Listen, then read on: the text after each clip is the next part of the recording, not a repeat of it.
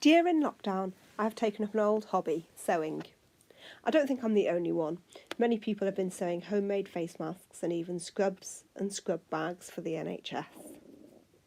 I have read a couple of sewing related books during lockdown and I'd like to share some thoughts about them. The first one I read was A Single Thread by Tracy Chevalier. I'm a fan of her books and I love the way she draws the story from artworks and immerses you in the life of that period of history. I like diving into the world of Winchester Cathedral in the 1930s.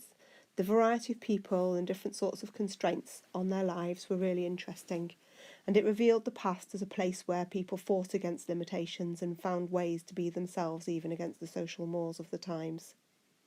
I also enjoyed finding out about the broderers who embroidered various items at Winchester Cathedral and the work of Louisa Pacel, the first president of the Embroiderers Guild in 1920, who oversaw the work and is a character in the book.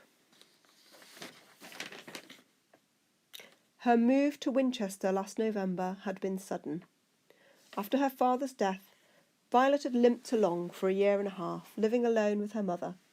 It was expected of women like her, unwed and unlikely to look after their parents. She had done her best, she supposed, but Mrs. Speedwell was impossible.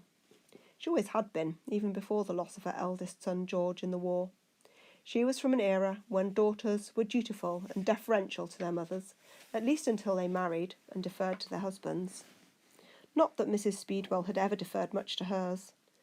When they were children, Violet and her brothers had avoided their mother's attention, playing together as a tight gang run with casual authority by George. Violet was often scolded by Mrs. Speedwell for not being feminine enough. "You'll never get a husband with scraped knees and flyaway hair and being mad about books," she declared. Little did she know, when the war came along, that there would be worse things than books and scrapes to keep Violet from finding a husband. The second book that I read was The Sewing Machine by Natalie Fergie. This is a book recommended by a regular reader at Pelaw Library, and the cover was instantly attractive to me, picturing an old-fashioned Singer machine, just like the one I learned on. These machines were really something, so solid and made at a time when things were built to last. The book tells the story of families around one particular machine. I enjoyed reading about the extent of the work made on this machine and the impact the use of the machine had on different family members' lives and livelihoods. The theme of working conditions and labour rights at the beginning of the book was interesting to me, but the strength of this didn't really continue, which was disappointing. I also enjoyed the narrative style, but this was somewhat interrupted by one of the present-day characters' perspective being portrayed through a blog post. "It's the needle. I just need another one." He tapped his important new watch. "You need to work more quickly. This is unacceptable." Satisfied with his instruction, he walked away in search of a different victim.